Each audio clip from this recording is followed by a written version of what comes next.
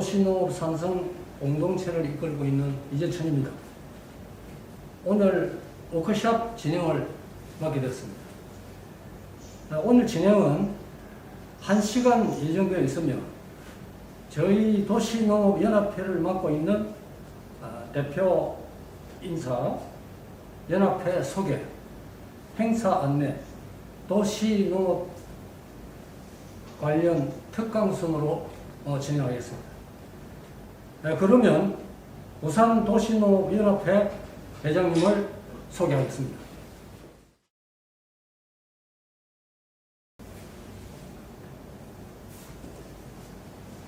반갑습니다. 부산도시농업연합회장 김명숙입니다.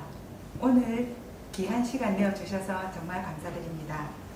저희 도시농업연합회는 앞으로도 도시농업 공동체 활성화를 통하여 시민들의 질 향상에 노력하도록 하겠습니다. 올해 사업으로 어린이들과 양육시설에 좋은 프로그램을 할 수 있게 도와주신 부산시 도시농업 농축산유통과에 감사드립니다.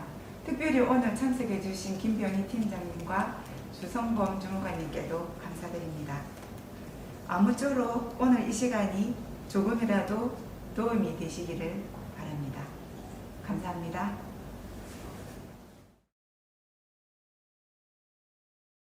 다음은 연합회 소개를 하겠습니다. 저희 부산도시농업연합회는 부산의 도시농업 공동체들이 모인 단체로서 2015년에 설립된 사단법인입니다.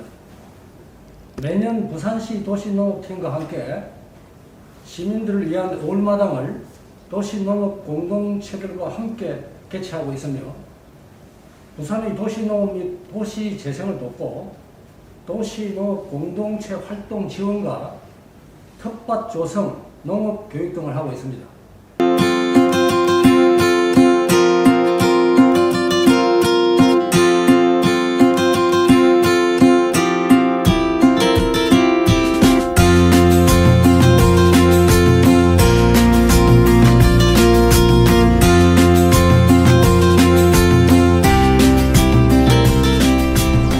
여기는 부산시 금정구 금성동에 위치하고 있는 부산도시농업 산성공동체입니다. 저희는 부산도시농업 교육 수료자 10여 명이 모여서 이렇게 텃밭을 6년 차 지금 가꾸고 있는 중입니다. 여기 보이는 배추는 봄 배추로서 이번 그 나눔 행사에 도움이 되고자 이렇게 3월부터 재배를 해가지고 지금 잘 자라고 있습니다.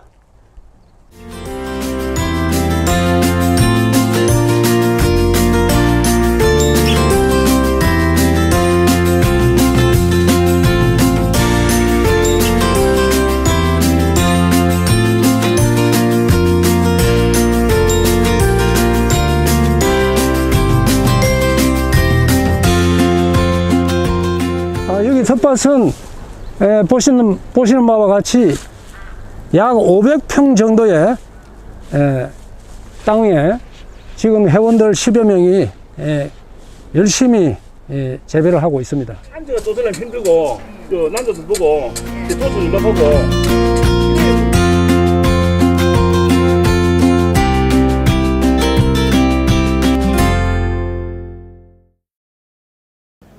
다음은 회장님 행사 안내가 있겠습니다.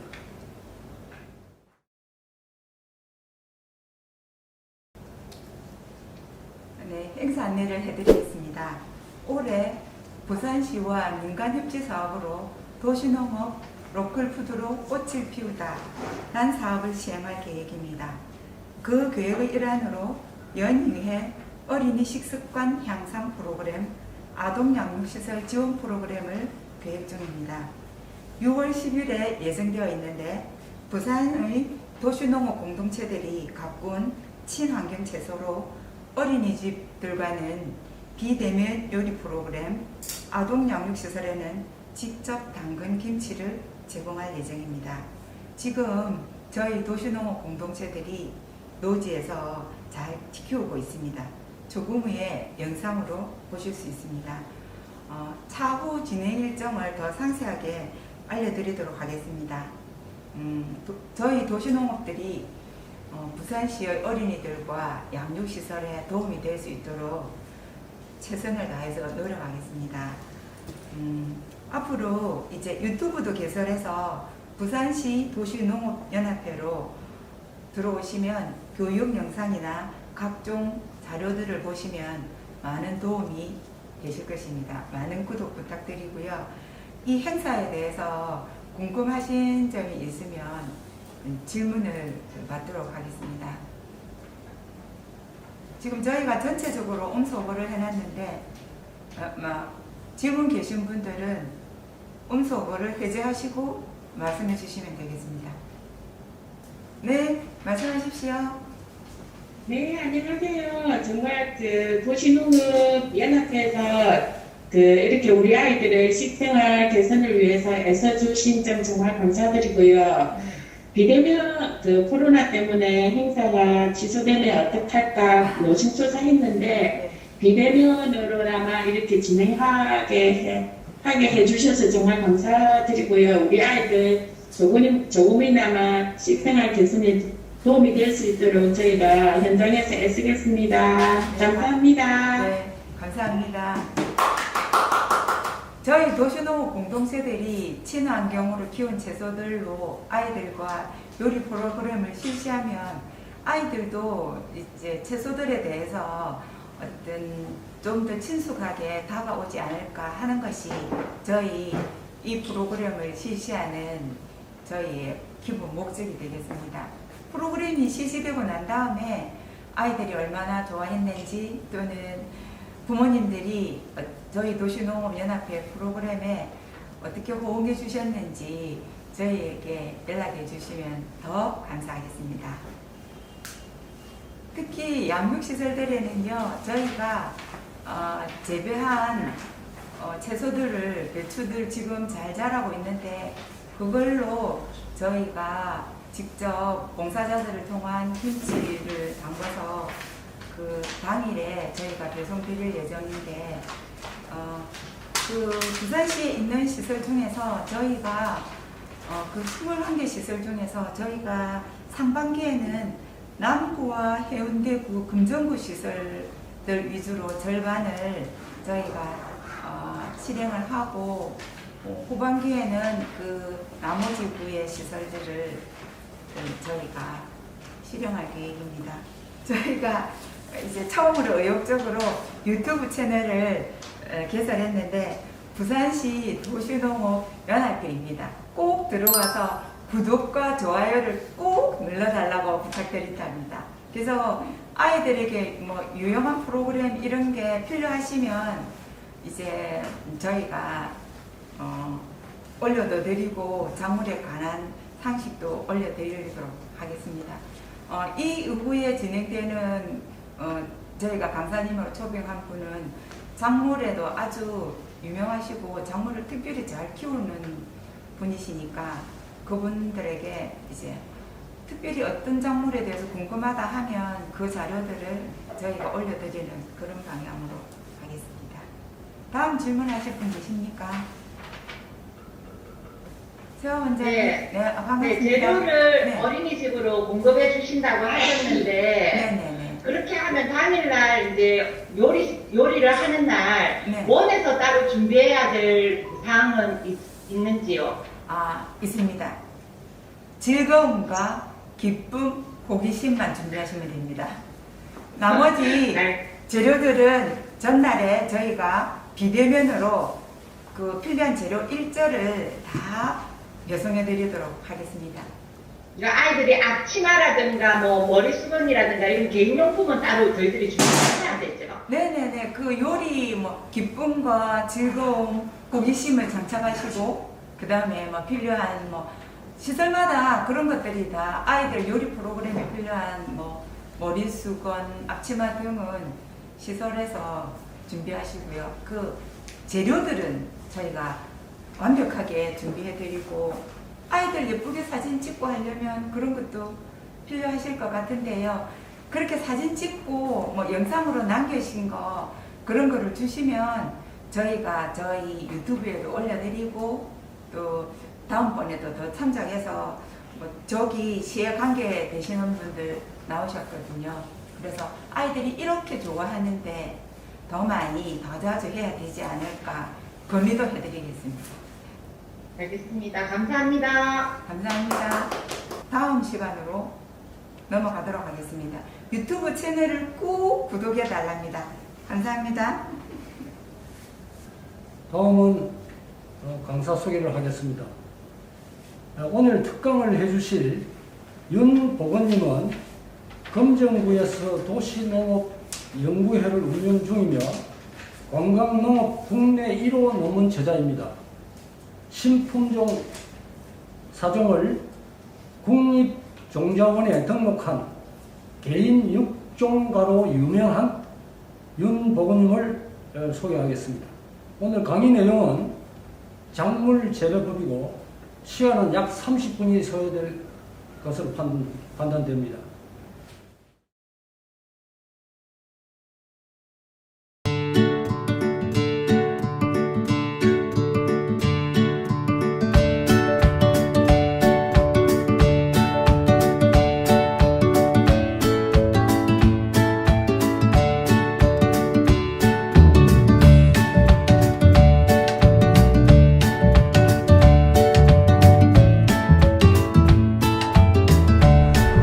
안녕하세요. 코로나 때문에 강의실에서 만나 뵙지 못하고 현장에서 간단하게 오늘 식물 기르기 강의를 하도록 하겠습니다. 우리가 식물을 잘 기르려면 공부도 열심히 해야 되겠지만 관찰하고 또 경험하는 것이 아주 중요합니다. 그래서 우리가 식물을 처음에 이 식물이 어떤 부류에 속하는가를 분류를 해야 됩니다. 그래서 이 식물이 싹이 날 때 땅속에서 이렇게 쌍떡잎으로 나는지 아니면 이렇게 외떡잎으로 나는지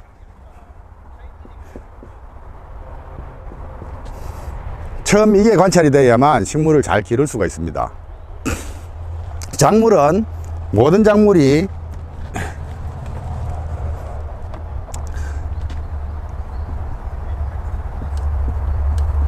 종자에서 묘종이 되고 그 다음에 큰 식물이 됩니다. 그 다음 꽃이 피고 열매를 맺고 다시 이렇게 턴해서 가는 겁니다. 이렇게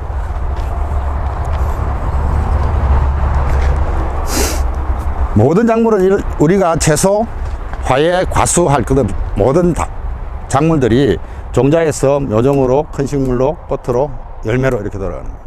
이 기간이 채소 같은 경우는 아주 석 달에서 6개월 정도로 짧지만 과수라든지 열매가 달리는 우리가 그런 것들은 굉장히 오랜 시간이 걸리는 겁니다. 그럼 우리가 종자를 제일 먼저 선택해야 할 것입니다. 식물을 기르려면. 그러면 선택에 대해서 잠깐 설명을 드리겠습니다. 씨앗을 만드는 회사에서는 매년 이런 카탈로그를 제작합니다. 이 카탈로그에 보면 우리가 흔히 접하는 고추 같은 경우도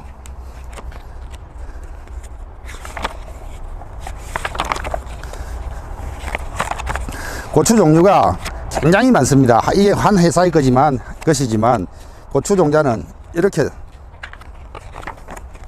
품종이 많습니다.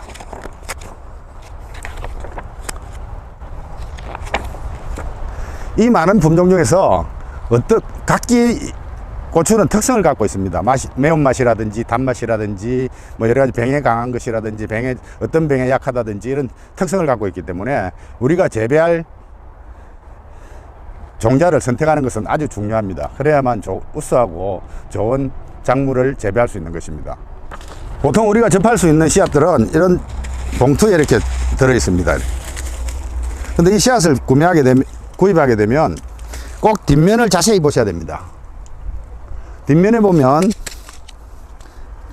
심는 시기와 수확하는 시기들이 상세히 나와 있기 때문에 씨앗을 사시면 꼭 뒤쪽을 자세히 보셔야 됩니다. 그리고 이 종자는 수명이 있습니다.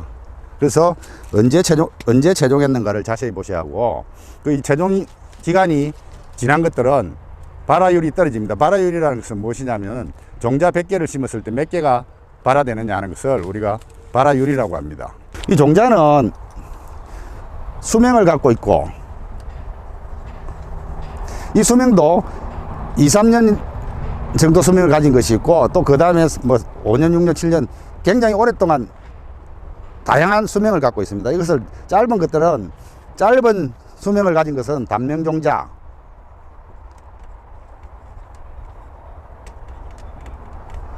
중간 정도는 중명종자,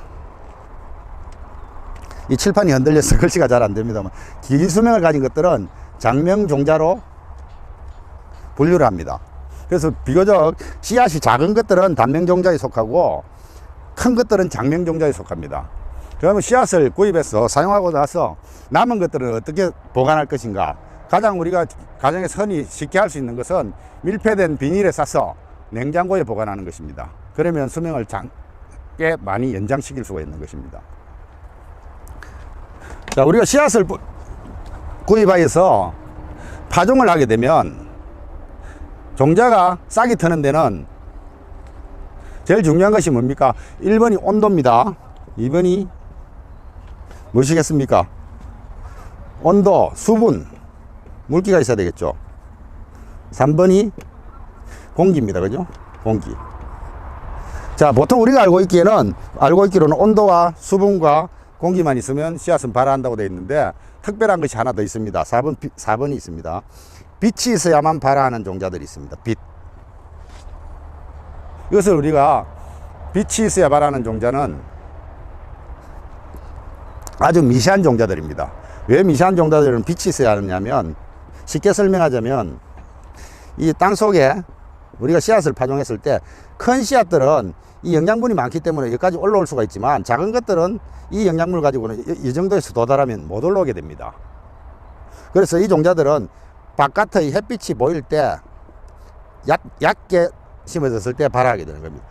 대부분의 우리가 밭에서 나는 잡초들은 이 빛을 봐야만 발화하는 종자들입니다. 그래서 잡초를 제거할 때 호미로 흙을 뒤집으면 땅속에 있던 종자들이 밖으로 나오겠죠. 표면으로.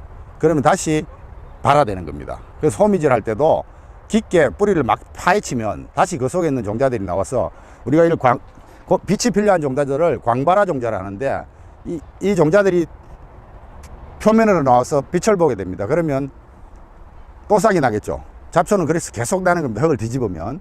그래서 특별히 처음 경운할 때 외에는 땅을 일구고 나서 작물을 심어서 풀이 나기 시작하면 잡초들은 위에서 간단하게 이렇게 자르든지 해야지, 그걸 다 파게 되면, 흙을 파뒤집으면 계속 잡초는 나오게 되는 겁니다. 그걸 유의하셔야 됩니다. 잡초 제거에는.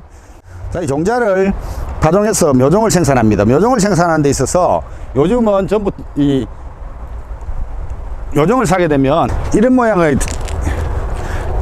트레이에 심어져 있습니다. 이것을 트레이를 하는데, 이 모종이 예전에는 동그란 종이컵 같이 생긴 그런 비닐분에 판매가 됐었지만, 지금은 대부분의 종자가 거의 이렇게 묘종이 이렇게 판매됩니다. 이건 왜 이러냐면, 사람이 파종하지 않고 기계로 파종하기 위해서 이 규격화된 트레이를 쓰는 겁니다. 이 트레이를 사면 여러분들이 이 식물을 어떻게 뽑아낼 것인가, 여러분들 위에서 뽑아내기도 하고 굉장히 어렵죠. 근데 오늘은 가장 편리한 방법을 하나 가르쳐 드리도록 하겠습니다. 이 트레이는 이 사각 안에 칸이 50개짜리도 있고 72개짜리도 있고 100개가 넘는 트레이들도 있습니다. 그렇지만 가로 세로 규격은 꼭 같습니다. 왜냐하면 기계 파종을 하기 때문에 규격은 같은데 안에 칸수만 다르게 되어 있는 겁니다. 이 트레이를 쉽게 모종을 빼내는 방법을 지금부터 가르쳐 드리도록 하겠습니다. 이 트레이 뒤쪽에 보면 이와 같이 물이 내려가게 되어 있는 구멍이 있습니다. 트레이가 숫자가 많은 것은 이 구멍이 작고, 좀 숫자가 작은 트레이들은 이 사각이 크기 때문에 구멍이 큽니다. 그래서 이걸 뺄 때는 이 구멍 사이즈와 같은 주위의 막대기를 찾아서 지금 이 정도의 구멍은 요 정도 굵기와 거의 직경이 비슷합니다. 그죠? 그래서 이걸 자를 때, 막대기를 자를 때 어떻게 자르느냐 하면 이렇게 이렇게 자르면 안 됩니다. 항상 자를 때는 직각으로 이렇게 면이 넓게 해서 왼손으로 잡고 이렇게 트레이를 잡고 요것을 가지고 이렇게 밀면 자동 이렇게 빠지게 되어 있습니다. 그래서 작물을 심을 때는 이렇게 떨어뜨려도 식물이 다치지 않습니다. 거의 이렇게 쉽게 잘 빠지죠. 그리고 요 정도 조금 밀어서 빼면 쉽게 이렇게 빠지는 겁니다. 모종이. 그래서 주의할 점은 항상 이 구멍 사이즈와 직경이 같은 나무를 쓸 것. 그리고 밀 때는 지그시 천천히 밀지 말고 이렇게 단순하게 힘을 가하면 이렇게 다 빠지게 되어 있습니다. 쉽게 빠지죠. 자, 오늘 중요한 것은 모종을 뺄 때는 뒤에서 이렇게 밀어주면 요 형태들 뿌리 본대로 그대로 모종이 빠져나오는 것입니다. 보통 판매되는 모종들은 공통적인 아주 평범한 모종들이 많이 판매됩니다. 그런데 우리가 좀 더 좋은 우수한 품질의 생산물을 생산하려면 품종의 선택이 조금 전에 제가 보여드렸듯이 고추만 해도 굉장히 많은 종류가 있기 때문에 그 중에서 어떤 우수한 품종을 선택하느냐에 따라서 우리가 수확할 수 있는 농산물의 품질이 달라지는 겁니다. 좋은 묘종을 구하려고 하면 육묘장에 계약 재배를 하든지 아니면 본인이 직접 길러서야만 좋은 품종, 본인이 원하는 것을 구할 수가 있습니다. 일반 시중에서 판매되는 데서 내가 원하는 걸 구하려고 하면 굉장히 어렵습니다. 그래서 저 같은 경우에는 직접 묘종, 고추 같은 경우에는 씨앗을 구매해서 파종을 합니다. 씨앗 자체도 실제로 아마 우리가 영리를 목적으로 하는 전문 농가가 아닌 경우는 좋은 씨앗을 구하기가 그렇게 쉽지가 않습니다. 왜냐하면 영리를 목적으로 하는 데서 소량 생산된 종자들 먼저 구매해버리기 때문에 빨리 그 파종 시기 전보다 빨리 움직이지 않으면 그 종자를 구하기가 그렇게 쉽지가 않습니다. 자, 여기서 묘종이 생산되면 비교적 우리가 이제 큰 식물이 되면 밭에 정식을 하게 됩니다. 제자리에 시기에 맞춰서 가는 거죠. 근데 이때 가장 중요한 것은 정식에서 우리가 이 큰 묘종을 정식을 하게 되는데 이때가 밭으로 나가는 거죠. 그죠? 밭에 심는 것을 우리가 정식이라 합니다. 정식은 시기가 아주 중요합니다. 시기가.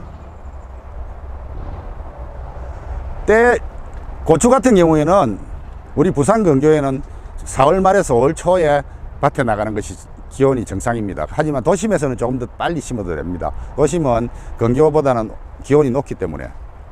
근데 지금 시기를 지키지 않으면 급한 마음에 빨리 시기보다 빠른 기간에 밭에다 정식을 하면 고추가 냉해를 받습니다. 냉해를 받으면 늦게 심는 것보다 훨씬 늦게 자랍니다. 그리고 꽃샘추위 같을 때 급박하게 기온이 떨어지면 동해로 말라 죽기도 합니다. 그래서 식물을 기르는 것은 굉장히 참아가면서 늦게 하는 게 더 유리한 것 같습니다. 저희 경험으로는. 그래서 저도 아직 오늘도 고추를 아직 밭에 심지 않고 있습니다. 고추 묘종은 많이 자랐지만. 그래서 때를 잘 맞춰야 되고 심는 시기는 아주 중요합니다. 꼭 지키셔야 됩니다. 이것은. 자, 우리가 큰 묘종에서 큰 식물이 자라기 시작하면 꽃이 펴야 열매가 달리겠죠. 그래서 우리가 채소 같은 경우는 잎을 주로 사용하는 상치라든지 배추라든지 이런 것들은 엽채류로 분류를 합니다. 그리고 열매를 먹는 고추라든지 토마토, 오이 이런 것들은 과채류로 분류하고 뿌리를 먹는 무라든지 당근, 우엉 이런 것들은 건채류라고 합니다. 그 엽채류 같은 경우에는 좀 저온에서도 비교적 빨리 자라고 거의 수확기까지 3개월 정도면 거의 끝납니다. 그렇지만 과채류 같은 경우는 고온성이기 때문에 4월 말에서 5월 초 정도에 정식해서 수확을 하는데 길게는 설이 내리기 전까지도 수확을 하죠. 근데 이런 그 과채류들은 지금 대부분 좋은 묘종은 접목이 되어서 나옵니다. 그냥 씨만 파종해서 바로 묘종을 생산하는 것이 아니고 파종을 해서 여기서 접목을 합니다. 접목. 조금 이따가 접목한 것을 한번 보여드리겠습니다.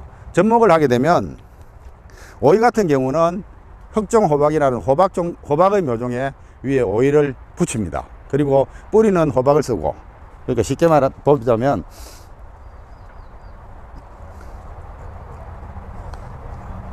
여기까지는 호박이고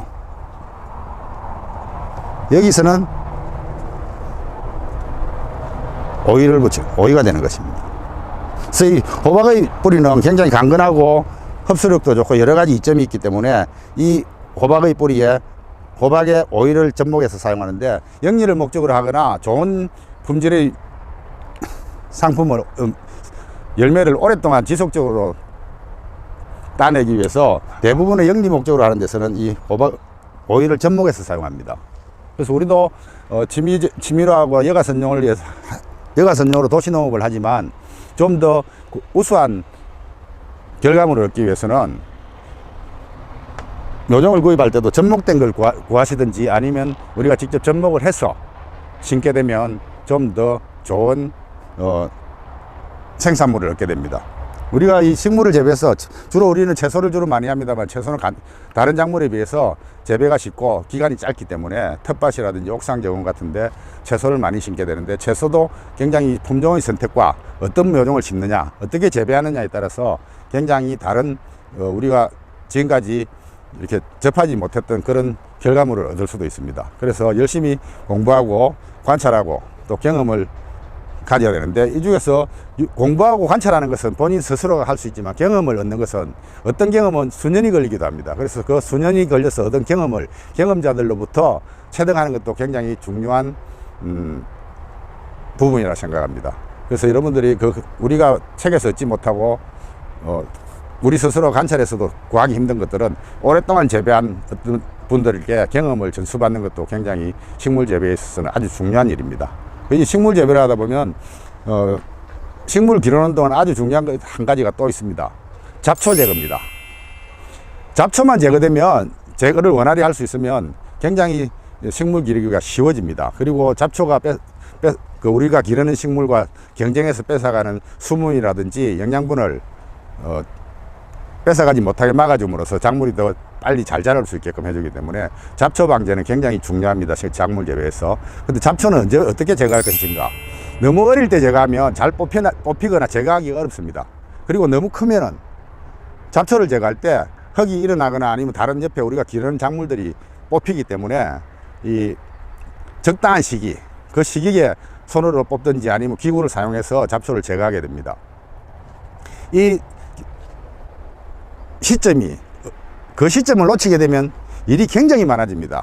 그래서 잡초에 지게 되면 작물을 재배할 수가 없는 것입니다. 그래서 다른 것보다 오늘 말씀드린 것 중에서 어떤 품종을 선택해서 심을 재배할 것인가, 그 다음 어떤 묘종을 만들 것인가, 그 다음 잡초는 언제 제거할 것인가, 어떻게 제거할 것인가, 여기에 대해서 장소로 옮겨서 조금 더 설명을 드리겠습니다. 그리고 그 장소로 옮기기 전에 우리가 여기서 식물을 재배하는데 종자에서 열매까지 가는데, 큰 식물에서 꽃이 만들어지는 이 부분을 식물의 일생에서 나눕니다. 여기까지는 식물이 몸체만 키우기 때문에 영양생장이라고 합니다. 이것을 영양생장, 이 부분을. 하지만 여기서 이제 식물이 커지면, 어느 정도 커지면 꽃을 만들기 위해서 몸속에서 꽃눈을 형성하게 됩니다. 이것을 우리가 화분화를 합니다. 화분화. 꽃눈을 만든다 해서 화분화를 하는데, 이 화분화를 하는 시기부터 열매까지를 우리는 생식생장이라고 합니다. 생식생장. 자, 일반적인 채소, 엽채류의 경우 우리가 많이 기르는 상치 같은 경우는 여기서 수확을 하는 거죠. 배추도 여기서 수확을 합니다. 그죠? 꽃이 피게 되면 상치라든지 배추 같은 엽채류들은 억세지기 때문에 식용으로 이용하기가 굉장히 힘듭니다. 그래서 요 큰 식물에서 화분화를 하기 전까지 여기에서 수확이 끝나는 것이고, 다음 과채류 같은 것들은 뭐 호박, 오이, 가지, 고추 같은 것들은 꽃이 피고 열매를 수확해야 되기 때문에 이 생식생장까지를 넘기게 되는 겁니다. 그래서 우리가 열매를 수확할 때 빨리 수확하려면 화분화가 빨리 되게끔 만들어주든지 여러 가지, 이 화분화 하는 데서는 배추 같은 경우에는 겨울에 적당한 저온을 거쳐서 봄이 되어서 해가 길어지고 장일이 되고 고온으로 되면은 꽃이 만들어져서 화분화를 하게 됩니다. 이 화분화를 언제 하느냐를 식물들 각기가 다르기 때문에 우리가 이 화분화를 막아야 될 경우가 있고 화분화를 빨리 당겨야 되는 경우가 있습니다. 그래서 우리는 이 화분화에 대해서 상당히 좀 더 공부를 하셔야 되고, 이 꽃이 피면 자세히 보셔야 합니다. 우리가 보통 일반적으로 보면 자세히 관찰을 안 합니다. 보통 무궁화꽃이 꽃잎이 몇 장이냐고 물으면 우리나라 국화인데도 불구하고 꽃잎이 몇 장인지 아는 분들이 절반이 넘지 않습니다.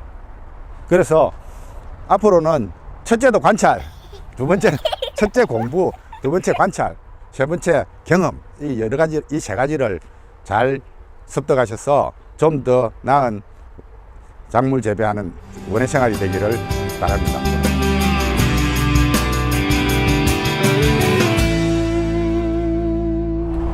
자, 여기는 작물을 심기 위하여 비닐 멀칭을 해 놓은 곳입니다.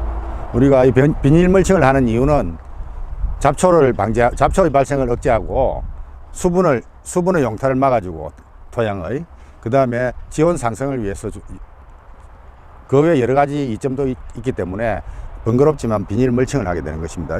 비닐 멀칭을 한 다음에 작물을 심을 때 방법을 저희 경험으로 새롭게 터득한 방법을, 편리한 방법을 오늘 하나 가르쳐 드리도록 하겠습니다. 앞서 말했듯이 지금 이 토마토 모종입니다. 토마토 모종이 지금 노랗게 된 것은 미리 모종을 사놨어요. 약간 말랐기 때문이었습니다. 그래서 지난 앞에 말씀드린 것처럼 구멍에서 이렇게 밀면 토마토가 빠집니다.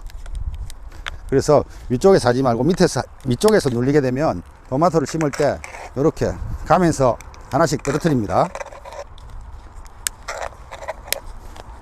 이렇게. 자, 이렇게 떨어뜨리면 굉장히 작업하기가 용이하겠죠. 자, 여기 구멍을 내야 되는데 호미로 구멍을 내거나 손으로 찢거나 깡통을 가지고 돌려서 구멍을 내면 잘 찢어지고 물 줄 때 덜렁덜렁거립니다. 그래서 저는 이렇게 합니다. 물론 불 조심을 하셔야 됩니다. 불을 약하게 한 다음에 제가 원하는 자리에 토마토는 두 줄로 심을 것입니다. 여기에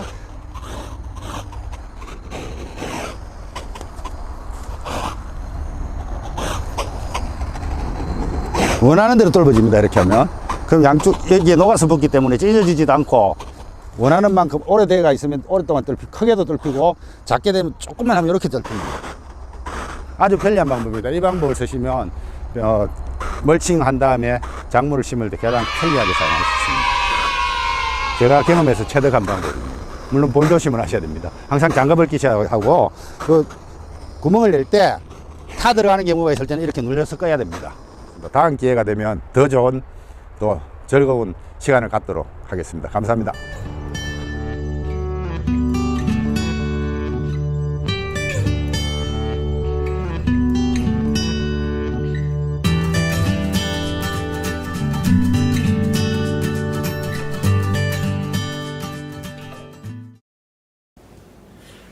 오늘 바쁘신데도 불구하고 워크숍에 참석해 주신 모든 분들께 감사드립니다. 수고 많았습니다. 이상으로 오늘 일정을 마치고 6월 10일에 다시 뵙도록 하겠습니다. 감사합니다.